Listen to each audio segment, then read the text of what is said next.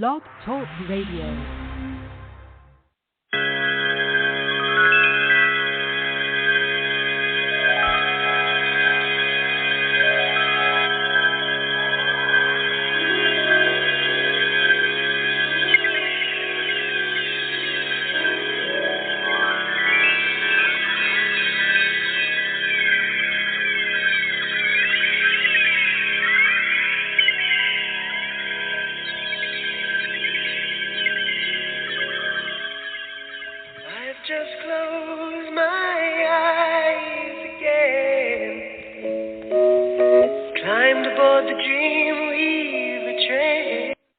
Good evening, everyone, and welcome to All You Need to Know Radio. I am your host, John Hollywood, and welcome to our show. Listen, tonight we are starting a little bit late. We apologize for that. Just 1 second because the music's still playing. We don't want that. But welcome to our show on this very beginning of June, which is my birthday month. So don't forget that if you'd like to send some presents. Let's talk about tonight's show. Tonight's show is going to be an amazing show. Did you hear about the second coming? Because the second coming is all anyone can talk about. We're going to talk about it. Also, Joe Manchin is the obstructionist of the Democratic Party, and we've got to do something about it or we are not going to get anything done. We're going to talk about that. Also, we want to make sure that can Congress, if they lied to the American people in the chamber or on the floor of the U.S. House, are there consequences to that? Or can they just get away with anything? Can you lie and cheat and steal money and take campaign contributions and still become a U.S. congressman, and then there's nothing that they can do to get you out? Well, we're going to discuss that with our incredible Amos Woolridge. Also, great news for tenants in an appellate decision last night. Your landlord cannot kick you out, and we will explain. As All You Need to Know Radio, or you think that's enough? I think it's enough. So as All You Need to Know Radio starts right now. Don't pick up the phone, you know he's only calling cause he's drunk and alone. 2, don't let him in, you have to kick him out again. 3, don't be a stranger, you know you're gonna wake up in his bed in the morning. And if you're under him, you ain't getting over him. I got no rules, I count him.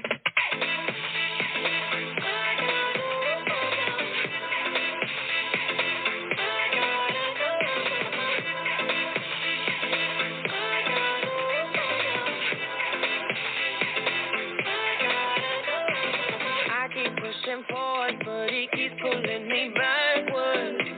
No, now I'm standing back from it. I finally see the pattern. I never learned. He doesn't love me, so I tell myself, I do. 1, don't pick up the phone. You know he's only calling cause he's drunk and alone. 2, don't let him in.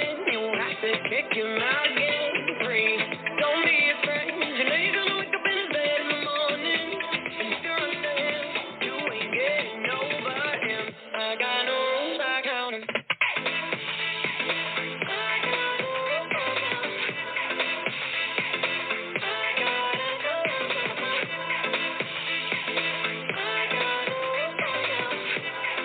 Just blown away. I can't even. But we're going to get the show going, okay? Here we go. Everybody, welcome to All You Need to Know Radio. I am your host, John Hollywood, and welcome to our world. So let's talk about the very beginning thing of, can a Congress man or woman be sworn into office by putting their hand on a Bible and swearing under oath they will not lie, only to lie with the very next words out of their mouth? Let's welcome my counterpart co-host. Yeah, he's my co-host. That's just what he is now. the incredible, the incomparable, the amazing constitutional lawyer himself, Amos Woolridge with Woolridge and Nunn. Say hello to everyone, Amos. Hi, John. Thanks for the kind words, and it's a pleasure to be on the show. As always, what could we do without you? In fact, you deserve this.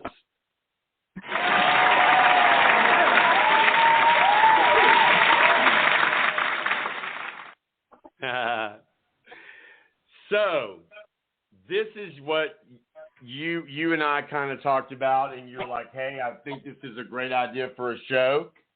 So let's talk about it.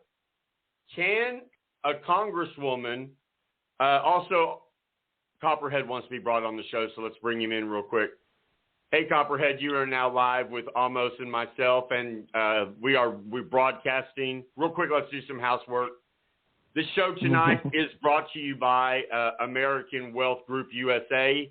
If you are having IRS problems and you're worried about them, you know, the IRS is one of the most powerful businesses in the world and people in the world, despite the fact that Donald Trump thinks he's the most powerful people in the world. Actually, it's the IRS. They can actually put you in jail, which is take away your freedom. They can actually take your home if you don't have the right things done. They can freeze your bank accounts, freeze your assets. They are not anyone you want to mess with. If you have an IRS problem, it's called 469-399-6390, and American Wealth Group USA will be glad to help you. That's the sponsor of this show. So, moving on. We have Amos Woolridge with Woolridge and Nunn, and we also have Copperhead. Copperhead is our crazy zany person. Yeah, no, you are our investigative reporter, which we're going to be talking to you a little bit later on the investigations that you're in the process of doing. Amos, you first. I want to do everything we can to try not to talk over each other. So if we can, when you're done talking, just say, okay, or who's next, or something like that. Just so everybody in America and around the world is understanding, we are working to be live on YouTube with our show, so we won't have sound problems or anything like that, because we don't want you listening to a bunch of feedback and a bunch of error and things like that. So with that, Amos, you have the floor. Thank you. So I think the issue with regards to the oath of office vis-a-vis the votes taken by the Republicans in both the House and the Senate not to certify the election, it's actually a pretty simple legal argument. It's high level because we're talking about the President of the United States and the Congress, but it's not that complicated. They say that they take an oath to defend and protect the Constitution. That's the words that they say. And what is in the Constitution? One of the things that's in the Constitution is a clear description of the orderly transfer of power. The orderly transfer of power from one administration to the other administration is the hallmark of our democracy. If you look at authoritarian countries and non-democratic countries, I'm thinking particularly of places like, for example, Myanmar, where there was recently a military coup. There's no clear transfer of power. That's the issue, is, you know, the strongman ruler rules till he dies, and then the country goes into disarray. Or, you know, there's a coup or insurrection, and that's how power gets transferred from one party to another in places that don't have a clear constitutional democracy like America has. And the United States Constitution prescribes a particular way that our elections are supposed to proceed, and when the Congress took the vote to not certify the election, when it was, well, there was a pro forma vote. They do it every single time, and when I say pro forma, it's like a legal term, which just means it was a non. They didn't It was a formal. It's not contested. In every other presidential election, as far as I am aware, in all of American history, there's never been a contest. Once the state governments of the 50 states certify their electors, then it's 100%. Every single person in the Congress certifies that the election was the results that it was, and then the new president is sworn in. But by voting to not certify the results of the election, 147, I believe, is the number of House Republicans and House and Senate Republicans who voted not to certify the election, that is a direct violation of their oath of office. There's no reasonable defense, even to the extent that there was a claim of fraud, right? That claim needs to be litigated by the courts, and it's not appropriate for the House Republicans or the Senate Republicans to vote against the certifying of the electors that are coming from the states, that are certified by the Secretary of States, many of whom were Republicans. There are more Republican secretaries of state than there are Democrats in the nation, and they all sent their certification to Washington, and then the Republicans voted against it on the basis of spurious claims. Now, those claims can be litigated in the courts, but it's inappropriate for them to vote against the certification of the election in the House and the Senate. That's a clear dereliction of their duty and their oath of office. You're not allowed to just say, "No, we don't like the results of the election, so we're not going to certify it." That's banana republic stuff, and it's become increasingly clear to me that we had a show, John Hollywood and I had a show on January 7th. It happened January 6th, the insurrection and coup attempt happened on a Monday, and we had our show on a Tuesday that week, I believe. And I was shocked and disgusted, ultimately thought that there would be an appropriate backlash from Republicans and other people who care about the rule of law and the peaceful transition of power and the idea of democracy. And that just didn't happen. Shortly thereafter, people like McConnell and obviously like Liz Cheney and several other Republicans came out and basically said that this was terrible and this should never happen again, the insurrection attempt. But then a few months later, they've kind of seen the way the political winds are blowing, and I am actually right now, today, on June 3rd, 2021, more concerned that they're going to reattempt to do a coup or an insurrection again, based upon the Republican Party's complete capitulation to Donald Trump, even though he's no longer in power and he has a terrible record of electoral success and he's under multiple criminal investigations. It doesn't matter. The policy doesn't matter. What matters is the power, and the fact that the media landscape is so siloed such that a huge percentage of the people who really need to hear that what's going on constitutes being a traitor and a violation of the oath of office from these Republican congressmen, the people who need to hear that never hear it or don't understand the facts or are intentionally misinformed. So I'm really concerned about the state of our democracy. I'm really, truly concerned. And I do think, John teased in the top of the show, the idea of Donald Trump, saying, I'm going to be president again in August. We really should take that threat seriously. There's chatter among conservatives, and I don't even want to call them conservatives. There's chatter amongst Donald Trump extremists and terrorists that indicates that they may be planning something again. Just like there was chatter in anticipation of January 6th, and close followers of the news like myself were able to identify that there was a decent chance that there would be some sort of violent insurrection or problematic protest of some kind on January 6th, it appears that something similar is going to happen in August, and take that threat incredibly seriously. Does that make sense? Okay? I'm following you wholeheartedly.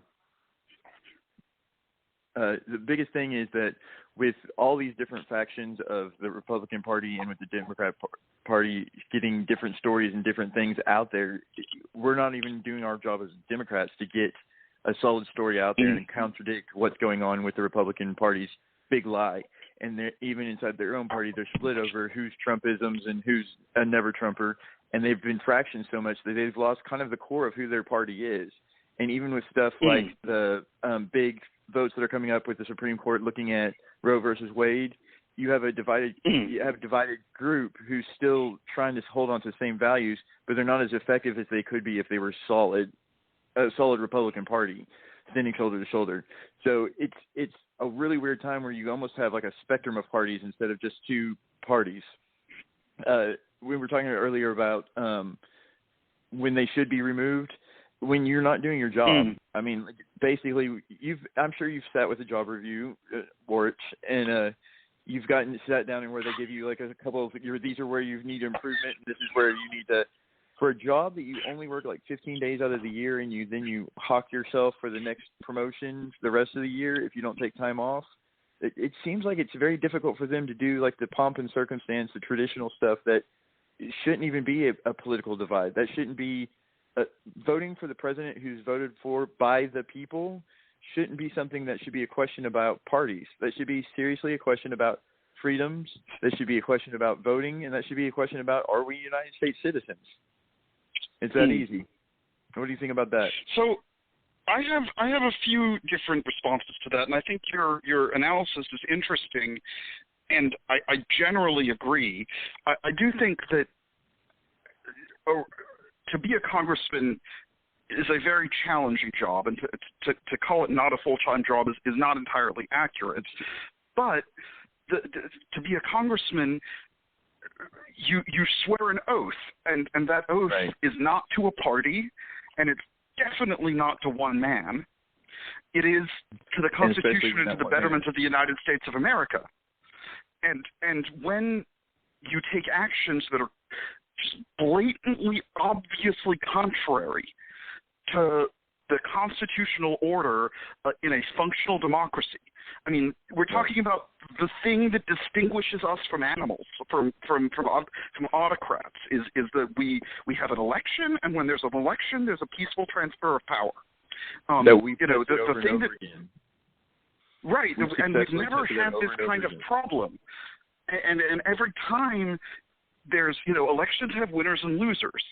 And every Congress ever that has had a presidential election has certified the presidential election with no difficulty, because it's obvious that they need to do so to fulfill their duty under the constitutional order and protect American democracy. But then when they fail to do so, it's an existential threat to American democracy and to liberal democracy and Western democracy globally. I often talk about American policy and American politics on this show, but if you look kind of beyond America to other trends, for example, Russian expansionism, Chinese market expansionism, and the aggressive use of loans with countries like Sri Lanka and Madagascar to try to, America is under threat. There's a lot of reasons why America needs to band together in this moment in time, and instead we have one of the two major political parties seeming to support the interests of America's global adversaries. No, they're supporting, the GOP at the federal level, especially with regards to the issue of election interference and the January 6th insurrection attempt. It is furthering the interests of China and Russia and other bad actors on the world stage. I mean, That's never happened before in the history of America, and it is absolutely a violation of the oath of office that every single one of those individuals took when they were sworn into their office, and they should be removed. Now, what is the actual mechanism for removal? It's a 2/3 vote, and the Democrats don't have that kind of a majority, so it won't happen. But as a legal theoretical, go ahead. Do me a favor. You sent me a text message the other night that said, read that text message, because it says in there kind of what the procedure is. And Copperhead, do you want to step in and talk just for a minute? Well, I think the big thing to say about this kind of a de-election, I guess, or the demotion of a congressman or a senator, is the fact that it's a check and balance, that our government was set up that we, the people, directly vote for all of our leaders, and that Congress can keep itself in check by removing bad eggs, if you will, and that helps keep them honest and sincere with each other as a brethren kind of thing, and they're holding each other up to high regards. But when, like almost said, when you have half of your party that's not even going to look twice while they follow blindly off to the King Lemur, then like you don't have that accountability to each other. It falls apart. So who's holding them accountable? Well, it's us as voters that now have to step in and say, we believe in you, so we vote for you, and we don't believe in you, so we're moving on. We'll replace you with somebody else. That's all. Are you there, almost? I think we may have lost everyone. Basically, with our system, though, that we're set up as that Congress and the president is set up to be able to be switched out every so often, so that their terms, could be limited and they're not going to be an aristocracy like a king, and then also so that we had a clean division of power, that those powers were not only checking each other but checking themselves and keeping themselves honorable. It's called the separation of powers and checks and balances. That's what you learn about, from what do you call it? I just a bill. Something that. Yes, that's what I was thinking of. But something that John Hollywood and I had been discussing earlier this week that he was referencing a few minutes ago was the legal definition of the crime of sedition. Okay? Right. And sedition it's not quite the same as treason, because treason involves a foreign enemy against the government, and sedition involves a domestic enemy attempting to overthrow the government by force. Now, the crime of sedition, go ahead. Would you compare sedition to like a mutiny as opposed to like a pirating over a ship? Would those be kind of like a pirating would be the insurrection? And would be the, I like your analogy. Yes, that's a good analogy. That's a good analogy. Everything I learned in life, I learned sedition is internal, treason is external. But right. the idea with sedition is that it's typically a seditious conspiracy, right? If you're going to overthrow the government by force, which that's what the crime of sedition makes illegal, the overthrow of the government by force. And if you're going to overthrow the government by force and you're coming after the American government, it's not going to work just one guy, right? Right. This is not a superhero movie. We're talking about real life. And there had to have been a conspiracy. And I'm not talking about the earth is flat, chemtrails conspiracy theory. I'm talking about the legal definition of the crime of conspiracy, which is when two or more persons get together and do an overt act in furtherance of a crime. And so what I believe occurred is that there was a conspiracy to commit sedition involving multiple members of the federal GOP, including congresspeople like Paul Gosar and Mo Brooks. We're talking about, that's a pretty serious allegation I just levied. But, we're gonna definitely cover some of that, but that's the music, so that means that we need to go ahead and start getting ready for our commercial breaks. John Hollywood, what do we have coming up next? We can't hear you. Can't hear you right now at all.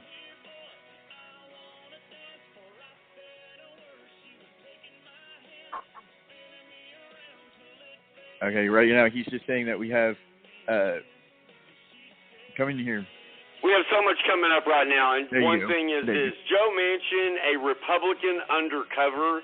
He is being a Democratic obstructionist of every single thing that our current president is trying to do. And also, we're going to talk about Matt Gaetz, almost his favorite person. He is now facing new federal charges, and we'll tell you what those are, and they are a lot more serious than the starting charges that there were.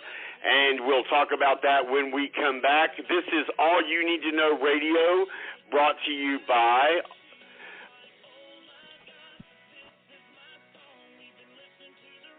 and when we come back, we'll start going on with that conversation. You're listening to All You Need to Know Radio, broadcasting in America and around the world. We'll be right back. I wanna dance for I said a word. She was taking my hand, spinning in the headlights. She gave me a good night kiss, and I said,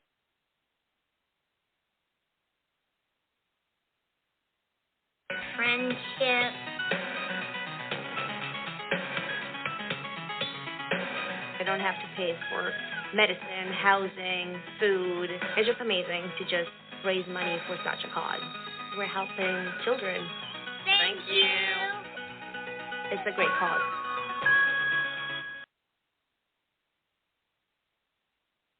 Friendship.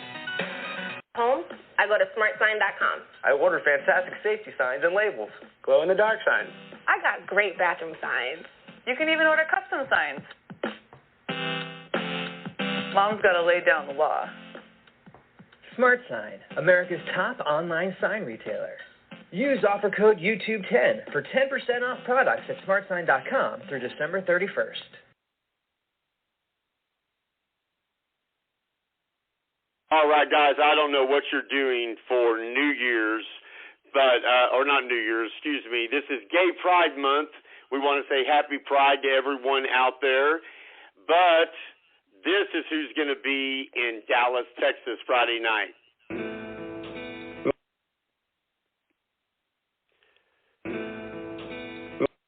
That is going to be Mr. Ty Herndon. He is going to be at the Cedar Springs Tap House. And I will tell you, you need to make sure that you get there if you want to hear this. Okay, guys, this is John Hollywood, your host of All You Need. Hey, guys, Ty Herndon here. You know, this song's always been very...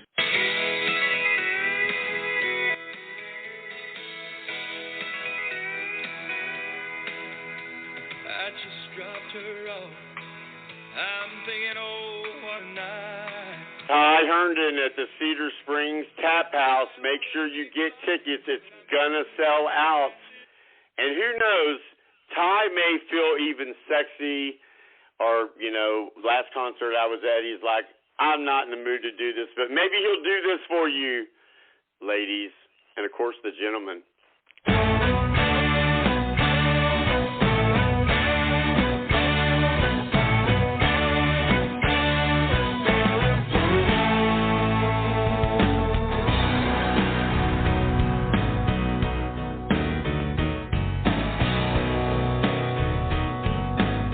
Country music superstar Ty Herndon for Gay Pride is going to be, for one night only, live in Dallas, Texas at the Cedar Springs Tap House. Make sure that you get there early. Go to Eventbrite to get your tickets. These tickets are going to sell out. Also, Ty will be selling merchandise, and he will be doing a meet and greet. And All You Need to Know Radio will be there live. Maybe we'll get to chat with Mr. Herndon and ask him about this song.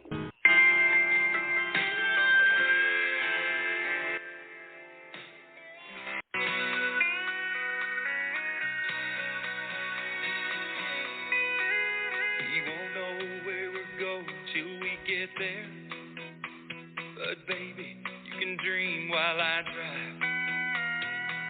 country music superstar Ty Herndon for Gay Pride in Dallas, Texas.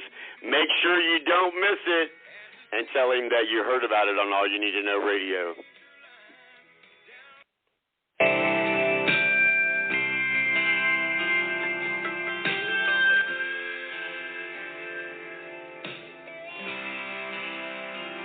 I thought I knew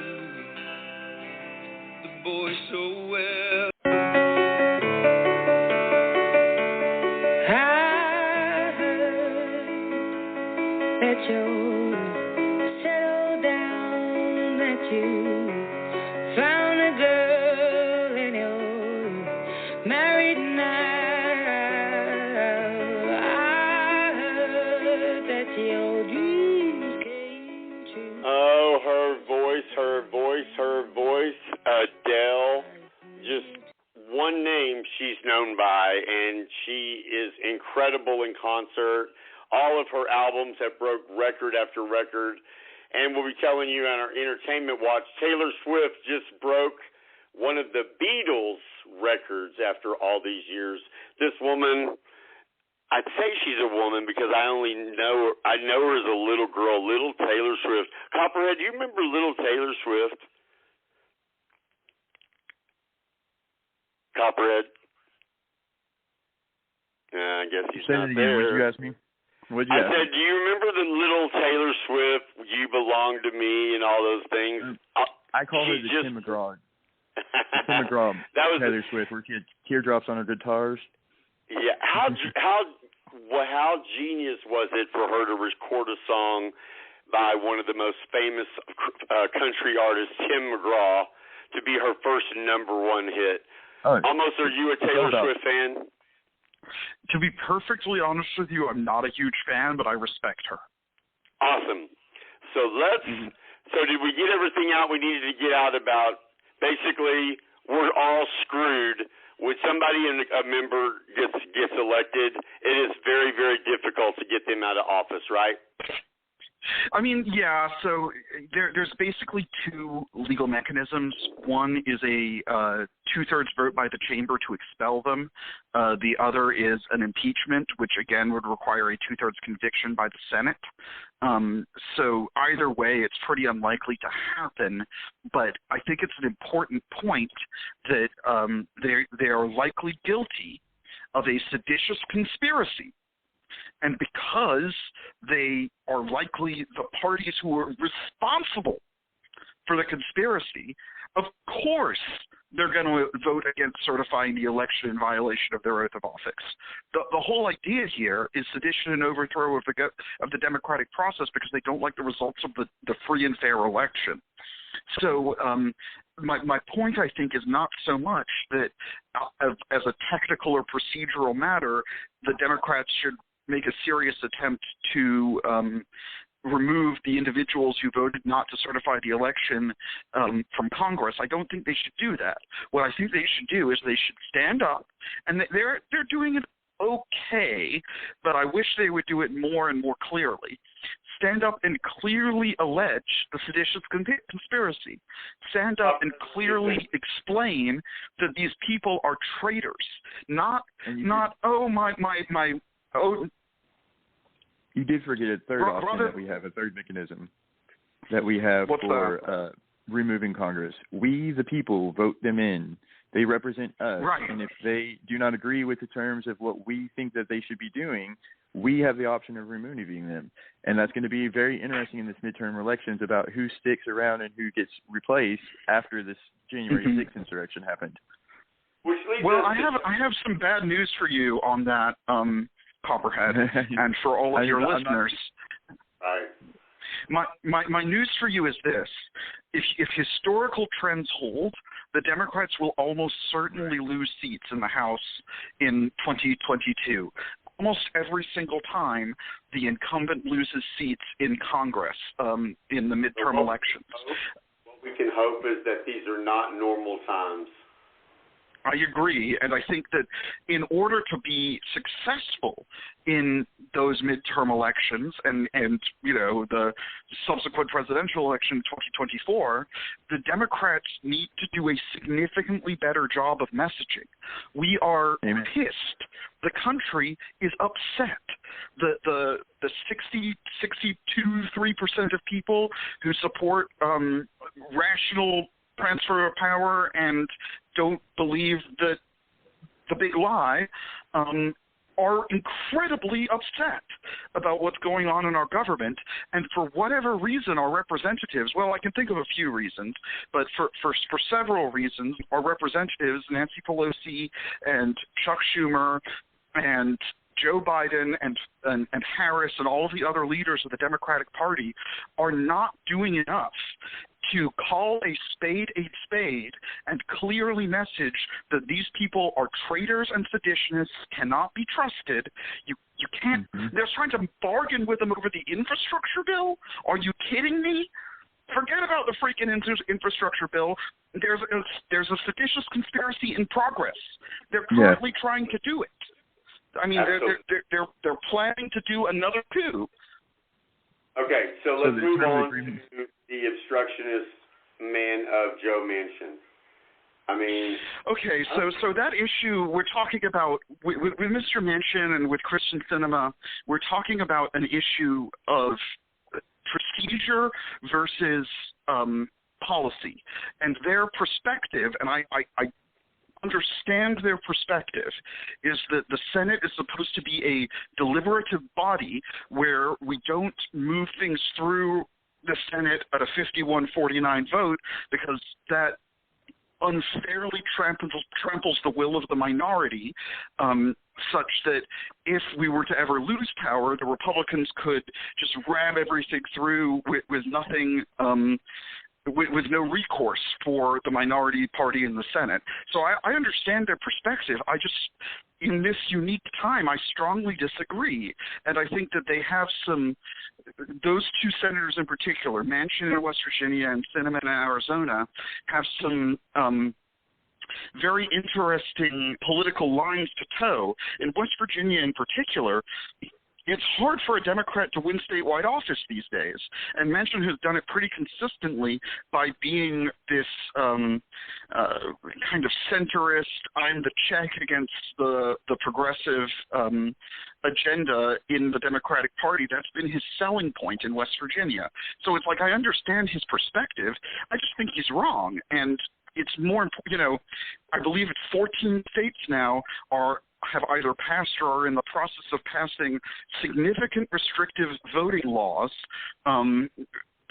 where Republican legislatures are making it far more challenging for the poor, the young, and the downtrodden to vote, including many minorities, and making it so really it's very hard to vote unless you're a landowner, and most of the landowners in, the South happen to be white. It's very similar to Jim Crow. It's kind of a second Jim Crow. And so we need a Federal Voting Rights Act like we did in the 1960s. And that's what H.R. 1 and S.1 are, but they won't pass. So what would H.R. 1 and S.1 do? Those are the bills in Congress that are currently pending that would codify on a national level how voting should be done. So things like having Election Day itself be a national holiday. Things like having certain specified rules for mail-in ballots or ballot drop boxes or provisional ballots or absentee ballots. And the issue is that right now there's a mishmash of increasingly restrictions, and so we need to pass S1 through the Senate. It's already passed the House, and so it can go to Biden's desk and become law, and we can prevent the Texas GOP from stealing your right to vote. Or we can prevent the Arizona GOP from making it almost impossible to obtain an absentee ballot. Or make it so you get fined $1,000 for mailing out a provisional ballot when you shouldn't have as a poll worker. Giving a bottle of water. Exactly. There's all kinds of ridiculous restrictions. So the primary reason in my mind why the filibuster is so incredibly bad right this moment, right now, is that we need this voting rights legislation. It's the most important legislation that we could possibly pass. And it's not happening because Manchin and, to a lesser extent, Sinema, and apparently there are several other Democratic senators who are not as in the public spotlight who agree with this position, have decided that they are not going to make any amendments to the filibuster. Now, I think that there are some stopgap measures or some partial measures that could potentially result in a premise. I would like to see a reverse cloture vote and a requirement that a senator who filibusters must actually stand up and talk when they are filibustering rather than sending an email. And then the additional, the negative cloture vote would be there has to be at least 40 individual senators in the room during the filibuster. So if you want to filibuster to extend debate, well, you got to have enough people in the room to count it as debate, and you've got to actually stand up and talk. Right now, they threaten to filibuster by sending an email, and that is the same as standing on the floor of the Senate and talking to your eyes bleed. Well, I think we should reform the filibuster to require an actual speaking filibuster with a negative cloture vote, and that would result in a lot more good legislation for Biden's agenda. Absolutely, guys. But that music right there means we need to take a break. And we'll be right back, and we'll continue this conversation of the obstructionist of Joe Manchin. Is he a Democrat? Is he a Republican? I'm not sure. The way he's voting sure is not the way he needs to be voting. But we'll be right back. This is the beautiful woman that Alex Rodriguez stupidly cheated on and lost her hand in marriage, Jennifer Lopez, waiting for tonight. We'll be right back. Don't touch that dial.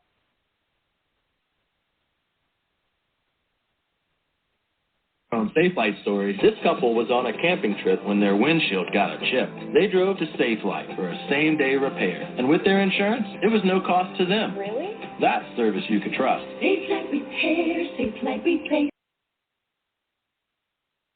News outlets no longer provide the truth. I'm Joshua Phillip, Senior Investigative Reporter with the Epoch Times, and we stand for truth and tradition. 90% of news outlets in the United States are controlled by 6 corporations. They're not out to tell you the truth of what's happening. They're out to tell you the picture of the world they represent. The mission of the Epoch Times is to chase the truth, to ground all statements in facts, and prevent people from being misled. This isn't just a mission of the paper, it's a mission of those involved in it. It's something we truly believe in. The Epoch Times is independent. We're not controlled by any special interest, and we never will be.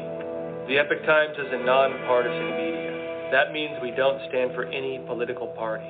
Our values are truth.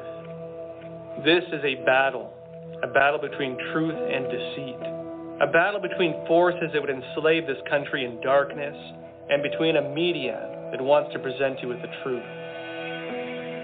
Subscribe today and join the Americans who are seeking truth and tradition.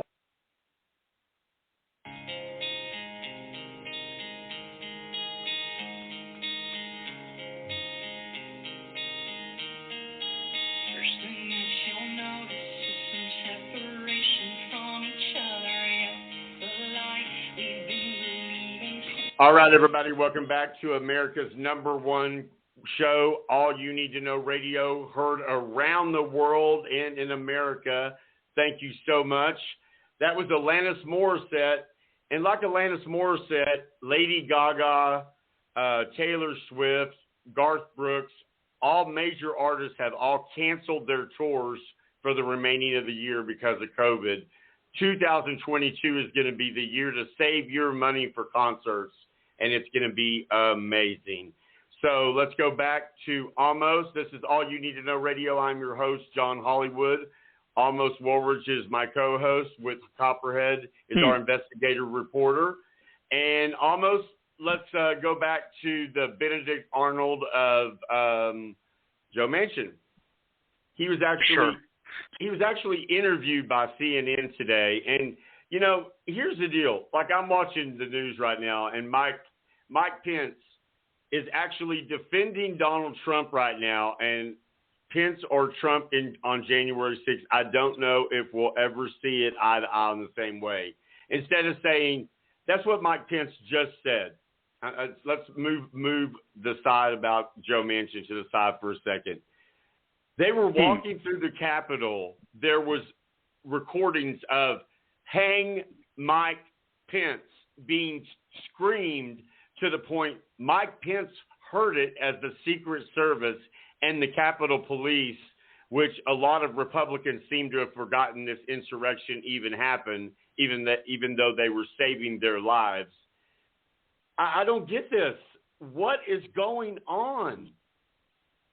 Well, that's a good question, John, and you're absolutely right to call out Mr. Pence for his obvious dissembling and clear misstatements and untruths. I mean, he was there.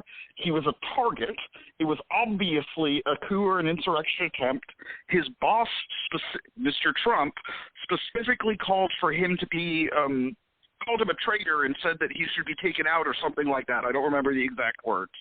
And he now, just as, Kevin McCarthy, the minority leader, the Republican minority leader, a day or two after January 6th, was saying things like, oh, it's the worst thing ever, there needs to be a complete investigation, and he's reneged. He's changed his mind. He's decided actually it wasn't so bad, and, there's definitely no need to do an investigation or a commission.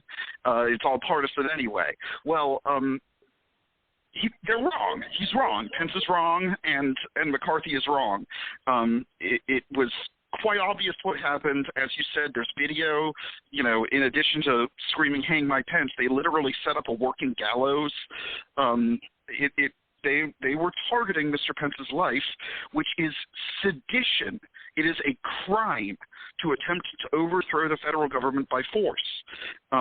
And it was clearly pre-planned with people other. Go ahead. Threatening the president or the vice president is one of the worst crimes that you could commit, and is punishable by death, isn't it? I'm not a federal criminal expert, and I'm not 100% sure. I don't want to give bad legal advice on the radio. I will say that the punishment of treason is death. I think sedition may be punishable by death. I'm not 100% certain. I do think a conspiracy to commit sedition is likely not punishable by death, but is certainly punishable by a prison sentence. But understand that there's more than one crime here. I mean, a terroristic threat is a crime. I believe there are specific crimes against threatening elected leaders. And then there's that two-thirds vote that you need. Right, the two-thirds vote. Yeah, and so an appropriate, to the extent that I'm correct, and the allegation that I made 20 minutes ago, that there were members of Congress directly implicated in the seditious conspiracy. I mean, that's a hell of an allegation that I made. And to the extent that that's a correct allegation, the correct mechanism would be an impeachment of the House members by the House of Representatives and a trial in the Senate, which would then remove them if they were found guilty of seditious conspiracy. But hey, my suspicion is that's not going to happen. Real quick, Mm-hmm. We've got about 15 people that are sitting on hold on the switchboard, guys. We are not going to be taking phone calls live. I apologize, this show. Thank you so much for calling in. I don't remember giving the number, but if you would like to ask any of us a question, email us at allyouneedtoknow@gmail.com. We'll be more than happy to respond to you that way. We are just not going to be taking calls live on this show. So go ahead, Amos. I apologize for interrupting you. No, you're totally fine, and I'm glad that other people want to talk about this because it's a very serious issue. To the extent that an impeachment and a removal is not going to occur, I mean, that's a political process. We're talking about how to remove the representative when they commit horrible crimes, and you do it through the political process of impeachment. But they can still be indicted. They can be charged for the crime while in office, like Matt Gaetz. Well, he hasn't been indicted yet, but like Duncan Hunter was a few years ago. You can, if, for example, Paul Gosar, the indictments are coming. Well, it's interesting, sir, because something like 400 individuals who participated in the sedition, in the riot, or whatever you want to call it. I'm talking about Matt Gaetz, your favorite person. Oh yeah, he's coming. That's for sure. I agree. He's going to be indicted, but or it's very, very likely that he's going to be indicted. But the point that I'm trying to make is, 400 or so of the individuals who ransacked the Capitol have been indicted in the federal system, and many of them are being held without bail because of their horrific acts and crimes. Well, they'll do it again. What hasn't happened? What hasn't happened to the people who planned it? Who freaking planned it? We actually talked about this the other week when we did take the call, and there was that gentleman who made the point that there were porta potties. I'll say it. Donald Trump planned it. Donald Trump. But he didn't do it alone, John. I agree. He was the figurehead, but he didn't do it alone. There was, and he's incompetent. He's incompetent to do detailed logistical planning. That's not what he did. He was the mastermind and the figurehead, but then a bunch of other people did detailed logistical planning. Those are the people who I think and the financial backing, precisely, David. And those people, I think, are properly subject to indictment based on my understanding of the law and the facts, but they have yet to be indicted, and I see no movement from Merrick Garland, the Department of Justice, or Joe Biden in enforcing our laws. I mean, the Democrats have the executive branch. We have the Department of Justice. Use it. Let's give a huge benefit of a doubt here. Because if there was somebody that was super shady with unlimited funds that was able to do something like plan an insurrection on the 6th and everything, I think that with Biden especially, after our former administration, tapping onto the CIA or tapping onto the FBI and say, we need this to be solid before we release any sort of information. There's always investigations going on behind the scenes, whether or not they're direct ones that we're thinking of, but there's always going to be hope you're right. There's going to be, we'll figure it out eventually, because the money doesn't just disappear. Even after it's spent, it still has a trail. I hope you're right, Dave, Copperhead. It's a tough one, though, because typically the Department of Justice, it's unlikely. I feel like I would have seen something in the news, in the New York Times or something like that, if there was a major investigation into that. If it was more spook, like a CIA or FBI kind of investigation, they do keep things a little bit closer to the chest. That is true. That is true. They didn't in the Trump administration, but that is the normal procedure. You're exactly right. Okay, so let's move on to our favorite person, Matt Gaetz. So for everybody out there that doesn't know, first of all, this is All You Need to Know Radio, heard exclusively on Blog Talk Radio every Thursday night, live. And beware, there is no spin on this show. Everything you hear will be the absolute truth. So any other shows you're watching, you do that at your own peril, because we are here to tell you what the truth is. And you may not like the truth, but it is what it is, and it is where our country is. Tonight's show is brought to you by American Wealth Group USA. If you have any IRS problems and are looking for IRS relief, remember, the IRS is one of the most powerful agencies in our federal government, and they literally can imprison you for not paying your taxes. So if you'd like to call 469-399-6390, they should be able to help you. Make sure you tell them you heard about it on All You Need to Know Radio, and you get 50% off their services for the next 24 hours. Okay, so let's move on to Matt Gaetz. Matt Gaetz is what is a kiss ass of the former president. And let's just talk about the former president. In the last 48 hours, this blog, because Donald Trump, I'll say his name, why not? he was removed from social media because he violated every policy, procedure, and act that they had. And not only violated it, he violated it over and over and over and over and over and over and over and over and over again, to the point that Jack, and the world owes Jack, the owner of Twitter, I can't think his last name, we owe you a Dorsey. debt. Jack Dorsey, we owe you whatever you want in this world. If you are not following on Twitter, go follow on Twitter, because Jack Dorsey is the first one that removed Donald Trump from social media, from Twitter. And what was interesting was as soon as Trump was removed, internet bullying went down 75% across the board. No, that was a joke. That's not a real statistic. It's very true. It went down 78% of all the negative and misinformation. Exactly. But Matt Gaetz is someone who kissed Donald.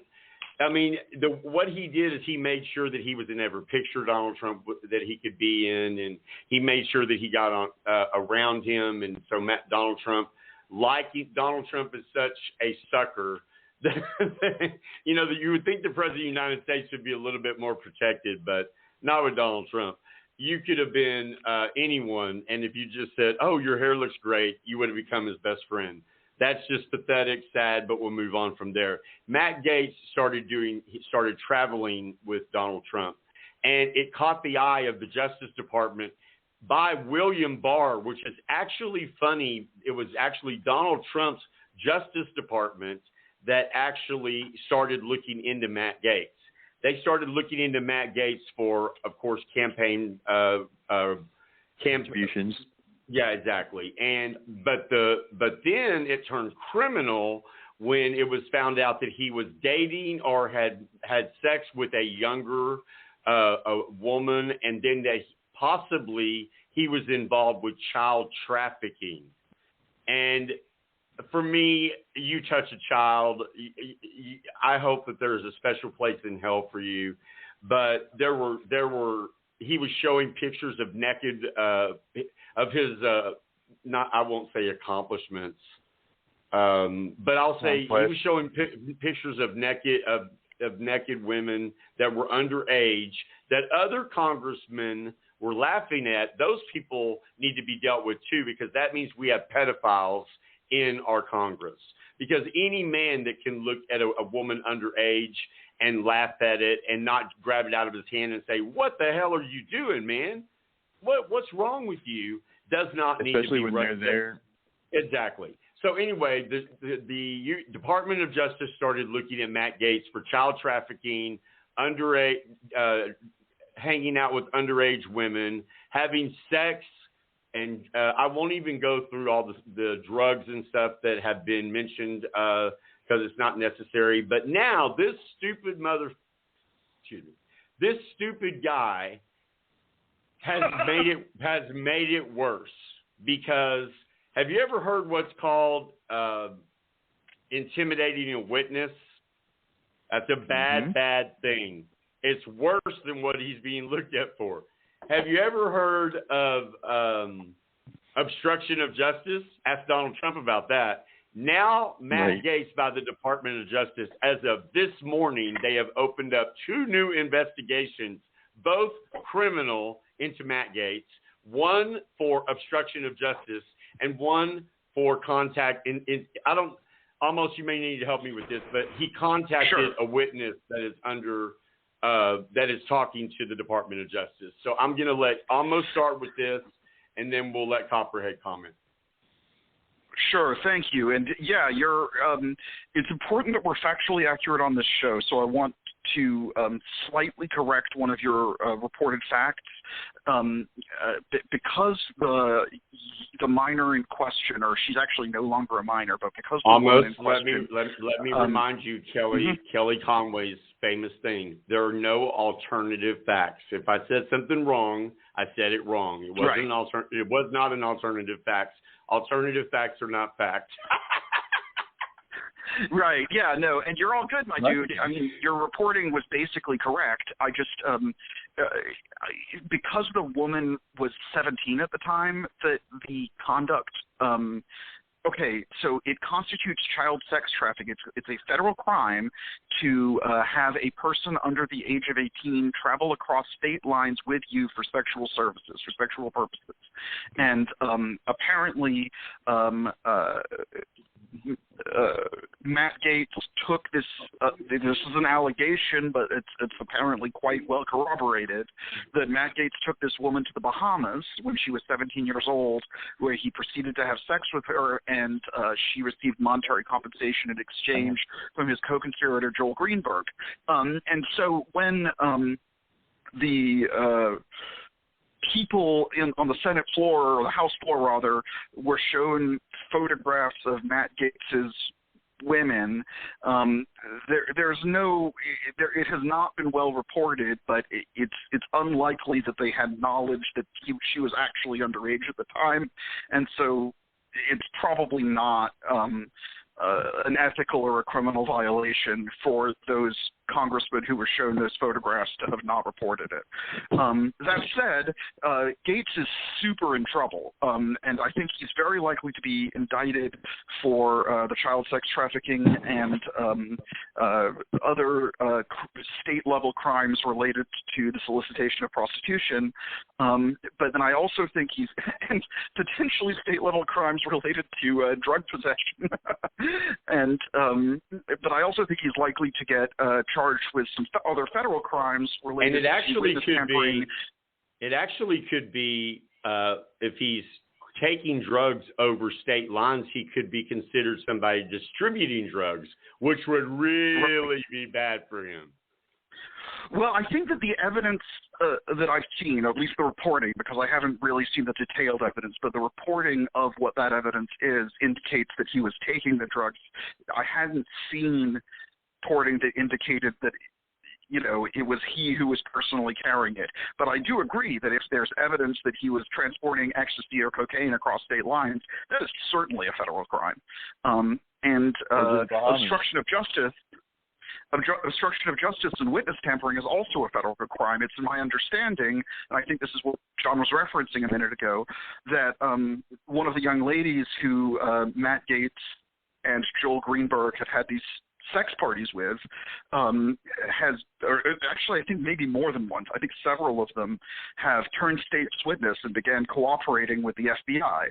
And it is my understanding that Gaetz had attempted to influence their testimony or their interview to the FBI after all this went down, after it was reported, and that is, I mean, a prima facie case for witness tampering. It's really, really hard to get to be in contact with a known state's witness as a criminal defendant and it not be witness tampering, which, I mean, it's a federal felony for a reason. Well, and the thing is just out of curiosity, how many different associates of Donald Trump has had sexual conquests as part of their job description? He seems to be like everyone who associates with him for any length of time has underage prostitutes or a lady on the side, or they get quoted saying where they're going to do their fingers where in the middle of Times Square. Does that seem to be like a conscious choice that he makes in friends? I know that's a really interesting question, and I just think that, you know, sometimes criminality begets criminality, and Trump. That's kind of what I'm saying, but I also think that there may be something a little bit more deep and a little bit more insidious.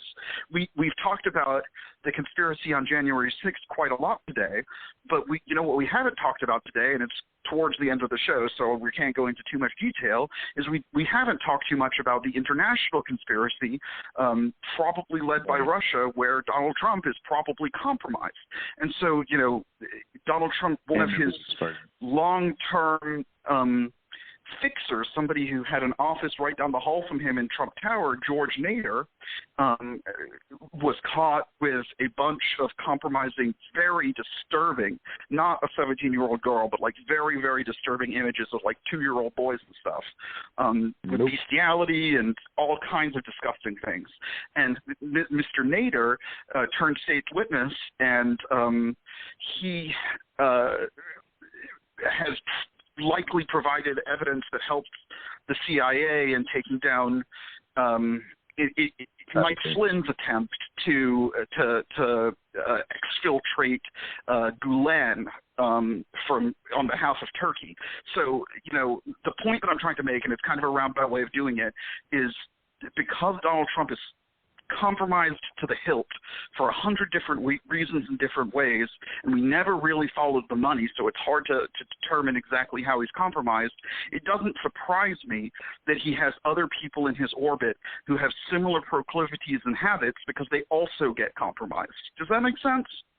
Well, absolutely. We're living in a world right now where we have outside forces such as Russia and China and North Korea, inside forces with our hate crimes and neo-Nazi groups and that sort of stuff, and they're all with the purpose of dismantling what we already have. So if we had a leader in charge who was compromised, those members of those parties already have a foothold in, and so it kind of becomes, like I said, a birds of a feather, and water finds its own level, whatever phrase you want to use, and you find out that those people who are compromised and those people who are trying to do what they can for themselves to save themselves and their family because those people over there are having freedoms and equal rights, they're there all in the same party for the same reason. So definitely watch your friends. If you don't know how somebody is, check their friends. You'll know exactly how they are. I like that. I think I agree. So and my general big picture view of Donald Trump and Matt Gaetz and George Nader. Yeah, it's these people. Go ahead, please. Sorry, I was going to ask you about what is your opinion on Russia and China and North Korea. How have they affected it? Do you think they had parts to do with the insurrection? And do you think, that would be an easy way to find the financing, right? Is to follow the money. And that's a very, very big question you're asking, Copperhead. I think that I think that Russia, more than China and North Korea, Russia likely had some sort of true horrific compromising information on Donald Trump, which caused him to do a bunch of things favorable to Russia and still do a bunch of things favorable to Russia. Do I think that Vladimir Putin personally directed the January 6th insurrection? To be honest with you, no, I don't. What is the level to which the Russian government or its subsidiaries and agents in their oligarchic system have direct access to the Trump family and can kind of dictate policy? I would love to know the answer to that question, but I just don't. Well, and then on top of we that, need better investigation. Yeah, and if nothing else, they've definitely influenced social media and the great divide that we have right now of communicating with people. So they've definitely had influence, if not actualities, on it. Absolutely, so guys. That's right. That was some great conversation and great education from both of you, especially you, Amos, as far as reminding everybody that really we want to make sure that, especially thank you for correcting me. I'm not like anyone else. A lot of people don't like to be corrected. I actually like to be not lying to millions of people. Unlike yeah, exactly. So real quick, that music means, of course, like our Copper had said, we need to take a quick break. When we come back, we're going to talk about the ruling from the appellate court. If you are currently facing eviction, I want to make sure that you understand you do have rights. Do not be bullied by your landlord. This is the late, the great, gone way too soon Whitney Houston $1 Million Bill. Don't touch that dial. We'll be right back.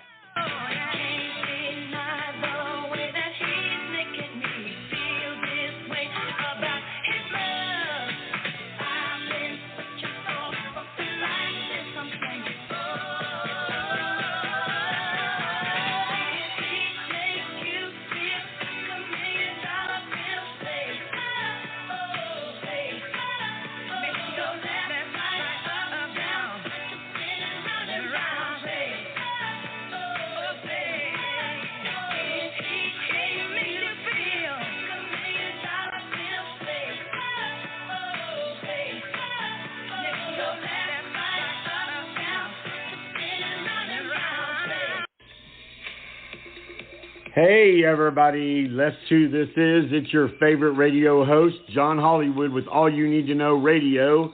And I want to take some time out real quick to give a big shout out to an amazing law firm, Warwick & Nunn. Guys, if you have any kind of legal problems of any kind, I mean, if you have personal injury, real estate, and business problems, transactions, if you need litigation help, I don't know about parking tickets, but man, this law firm does everything.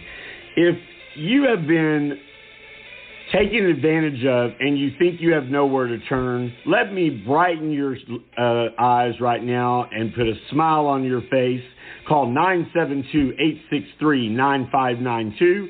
That is 972-863-9592.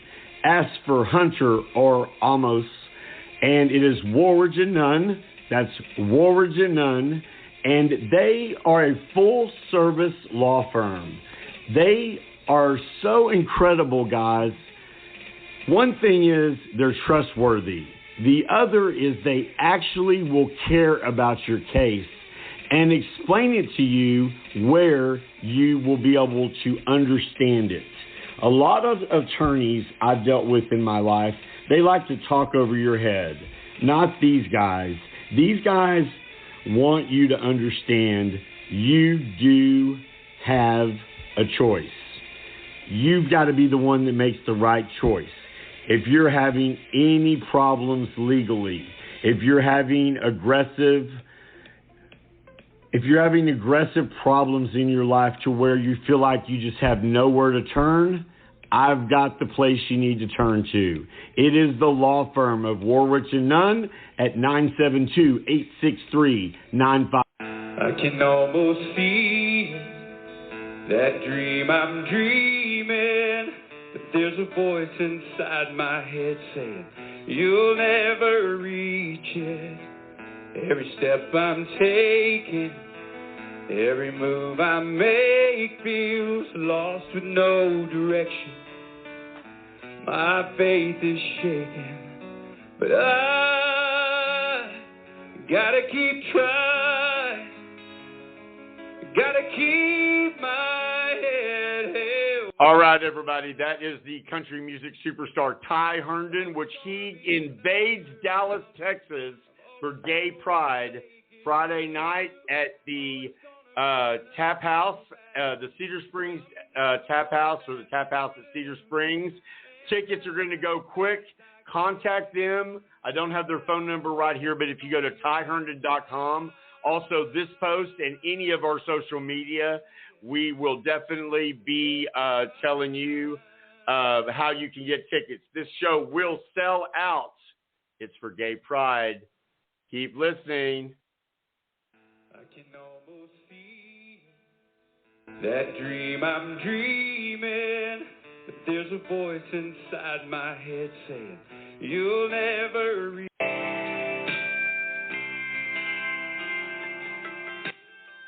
Ty Herndon, guys. Cedar Springs Tap House, Friday night. Put it on your calendar. This guy is incredible live. If he was sad, I could not tell. I missed the points, and I missed the signs. If he's gone, the fault is mine. Lost, two lonely people, the world's just lost, two broken hearts, the odds were against it, but baby, here we are, in our own little place, in our own little corner, this old cold world just got. Dallas, Texas, we've got a privilege for you. Ty Herndon is back on tour. He will be live in Dallas, Texas for Gay Pride. Happy Pride, everybody out there. Make sure you get out there to see this artist. He's one of my best friends in the world. He is also going to be doing meet greets for certain people. Make sure you get out there. I'll let you listen to a little more, and then you got to come out and see him live. He said, man, you are insane. And then he asked me for your number. And now his left eye is black. And I want my goodbye back. I had a momentary. Be strong. I've done it for so long. This time I have to remember. This time to get what I want. Ty Herndon, Friday night. Go and make sure to go to the Cedar Springs on the tap.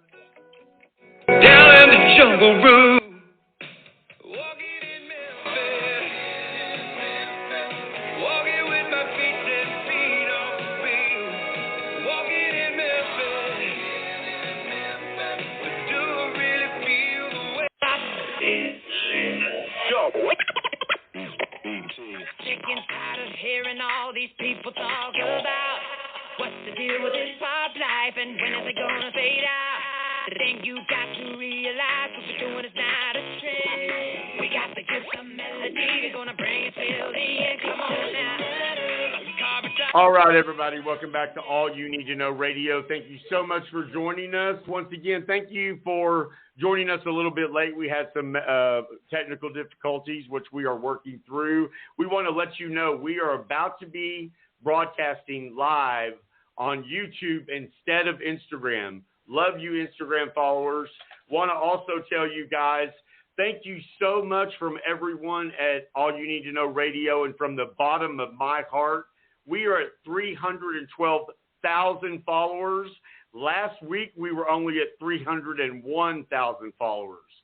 So everybody out there is spreading the word, and we cannot tell you how much we appreciate it. Remember, if you're not listening to All You Need to Know Radio, you are not in the know. Once again, this show is brought to you by American Wealth Group USA, 469-399-6390. If you need IRS relief, then that's who you need to call. And for the next 24 hours, you get 50% off. All right, Almost. Are you there, sir?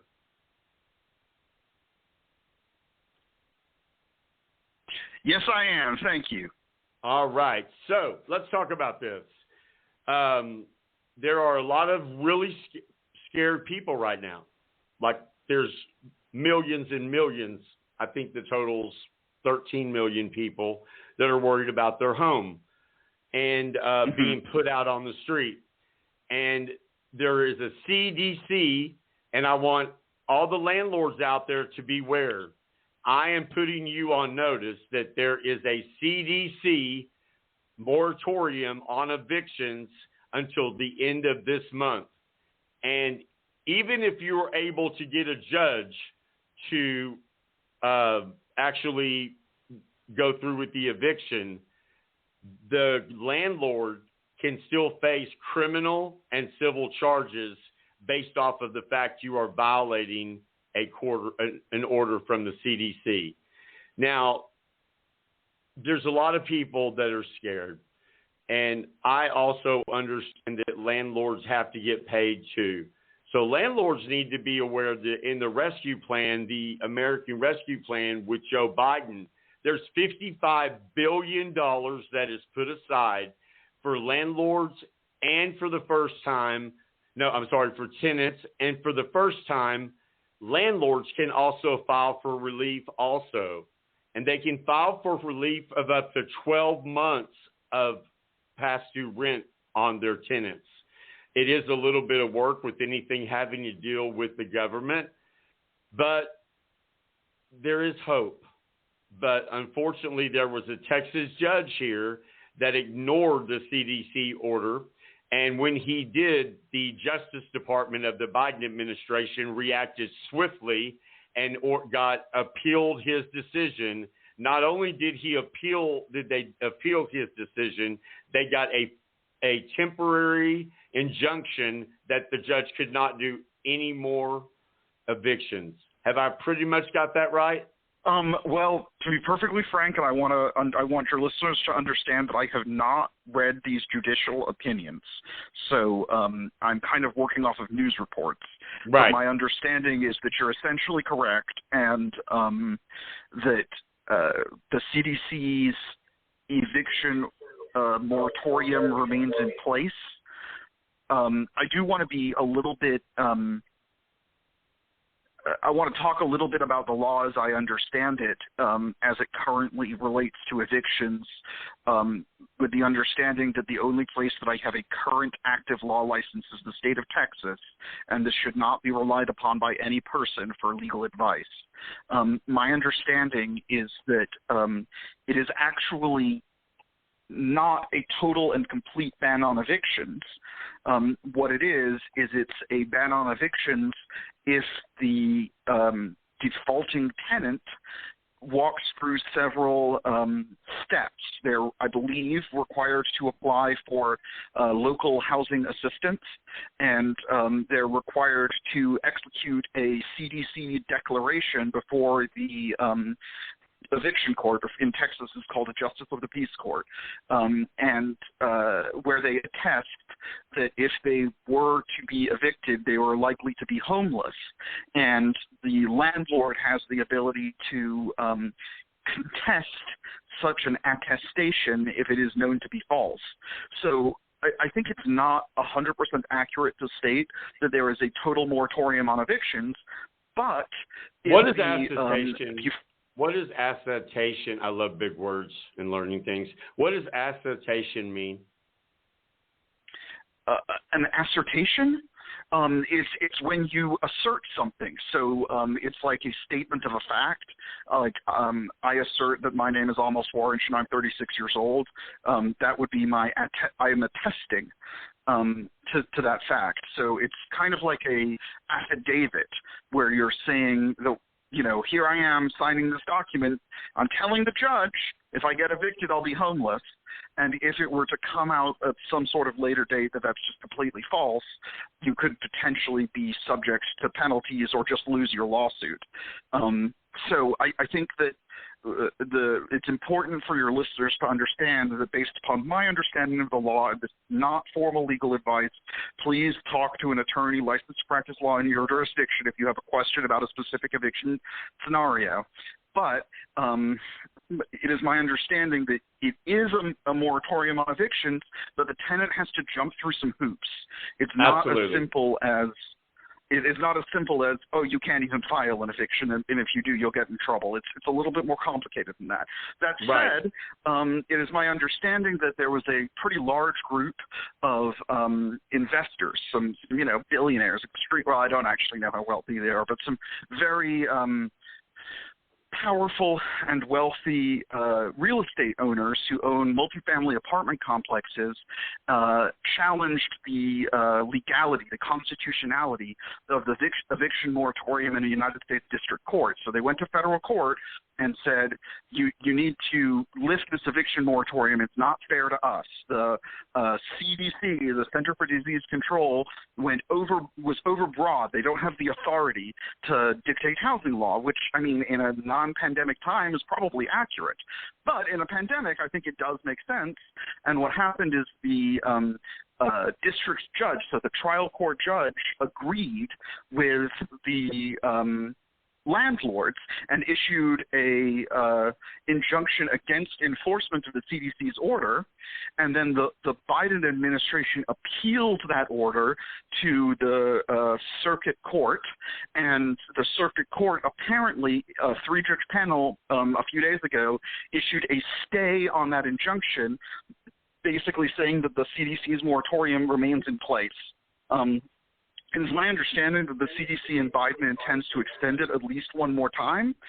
But if Biden's new efforts with vaccinations, if he can actually reach his goal of 70% of the American public vaccinated by the end of July of this year, so, a month and a half from now, 2 months from now, 20% additional Americans be vaccinated, I anticipate that the CDC's order will be lifted in the fall or the winter of 2021. That's just a guess, but my information is that it will be extended to September 30th. But I want to make something very clear about this, okay? This moratorium on evictions is hurting the landlords. And I know that everybody out there is like, oh, my God, how can you defend them? Well, I can defend them because as much as I sit here and preach about, the truth and the law and things like that. And I know just enough about the law for almost to smack me every time I say something wrong. So I get smacked a lot. You're doing good, dude. But here's the deal. Just because there is a moratorium out there does not mean that you do not pay your landlord some type of rent.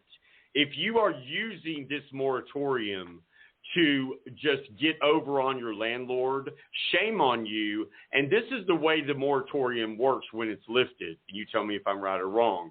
When the moratorium is lifted, you will then own all the back rent that you owed before, or you will be evicted.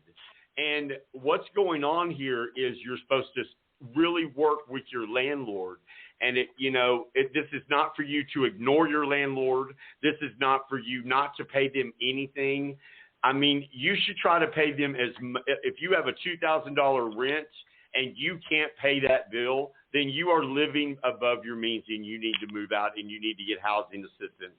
However, if you are trying to pay your rent, that's what this is for. This was never set up for you not to pay the landlords. And I want to make that very clear because I've done a lot of research on this. And this moratorium, even by Trump, even by the former administration and now by Biden, this was never set up for you not to pay your rent. It was set up for you to pay as much of your rent as you could. You're supposed to be out there looking for jobs. You're not, we are losing right now the extra $300 a week because for some reason, most Republican governors are thinking that it's causing people to sit home and not look for jobs. Well, I'm not going to say that's not true because sadly, there's a lot of fraud. There are, the dumbass people, the dumbass unemployment people in California gave criminals that are behind bars, that are in the penitentiary on death row, like Scott Peterson, $1.4 billion in fraud in the unemployment thing because they weren't checking anything. And I have to laugh at that because seriously, who doesn't know anyway? But the bottom line is that I want to make sure from me that everybody understands I'm not advocating for you not to pay your rent. It is the very opposite. You are responsible for yourself. You are responsible for your bills. And whatever you can pay, you should be killing yourself to pay your landlord because they are suffering also. If they don't already own their property, then they're also behind in their rent, and they could lose the property that way, even though I think the moratorium would stop them from taking it at that point. And that's not fair to the landlord. So I really hope that everybody hears me loud and clear when this was not set up for you to sit home and not pay your bills. If that is what you're doing, when this moratorium is lifted, you will be put out on the street and have no one to blame but yourself. Do you agree with that almost? I mean, yeah, I don't necessarily want to chide hurting homeowners, but your analysis of the situation is essentially correct. The moratorium is not a rent moratorium. You have a private contract between you and your landlord. You pay rent for use of the space, use of possession of the property, and the only thing the CDC moratorium does is say the landlord cannot sue for possession of the property if said possession would likely cause the tenant to become homeless. It has no forbearance of the landlord's right to collect the debt. The debt still exists, whether or not the landlord is able to enforce his rights for forcible detainer for eviction and to take back possession of the property. The only real question is what's going to happen to the eviction courts when the CDC does in fact lift this moratorium. Are landlords going to flood the courts with evictions? I don't know what's going to happen. Rental property, there's already a dearth. This is more of a business thing than a legal thing, but there's already a dearth of affordable housing in most large American cities where, people are spending a lot of money in hotels and stuff, like extended stay hotels, because they don't have the rental history. They keep getting evicted and they don't have a sufficient income, and so they can never get into a house or a rent house or an apartment. And that's more like a policy thing that the government should work to try to address poverty and housing instability. But with regards to the CDC moratorium for evictions, it is just that and just that only, evictions. You still owe your landlord rent. Your legal analysis was correct. Copperhead, you're next.